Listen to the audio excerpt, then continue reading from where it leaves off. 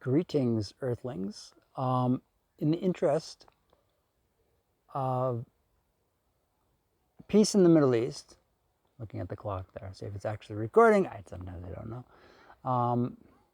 And the peace, I'm tired actually. I need a nap. The Middle East, the greater reality there, I would be willing to go there with a team, okay, and to stay there and to do a lot of focus stuff. And I'm a scientist at heart. I like to entertain as well. I like to come up with cool stuff, but it means nothing without the science, which is equivalent to most people's childhood. Mine was an excuse more than structured reality and orthodox functionality. And if I perhaps lack any enthusiasm, it's because I'm not exactly familiar. I didn't go to the kibbutz when I was 21 because I didn't know much of anything. And going by myself is sort of the excuse mechanism. But going with a team would be very different. And certainly the Persian Gulf and I guess you could say maybe East Africa, that this would probably, again, I've never been there, and going there by myself would be my nightmare, your nightmare perhaps. But with a team, it could be a dream, okay?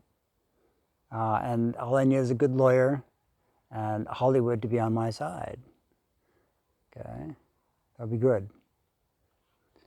And any charm that you might be hoping for, I need a nap, okay?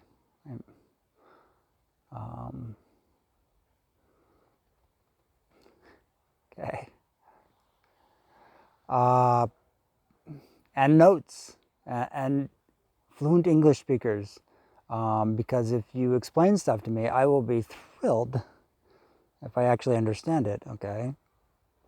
With articulate compatibility, would be fantastic. So I would be willing to live and work in the Middle East. Again, if you guys provide me a rational setup, okay, and I think it would be really good for Western alignment. And I was supposed to go to the kibbutz, and I think I already talked about this, but I just didn't. Nothing was clear. The lady just stared at the computer when no one else would. I would hear Yiddish when I went to New York by myself, which I wouldn't have done.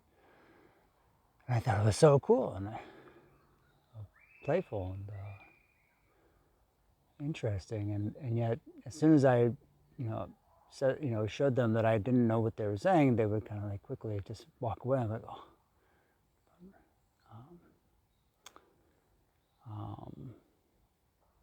So this is what the internet is doing on a routine basis, because if you didn't grow up there, if you didn't have that actual nationalist connection, an community immigrant relative, exchange student glorious situation, okay,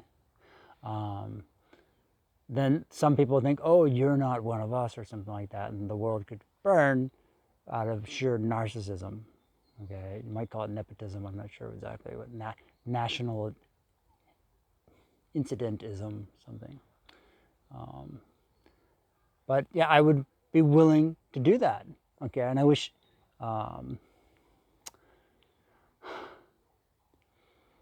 someone indicated would contact me as soon as possible. And I'm afraid to mention anyone's name because I'd rather them, be there.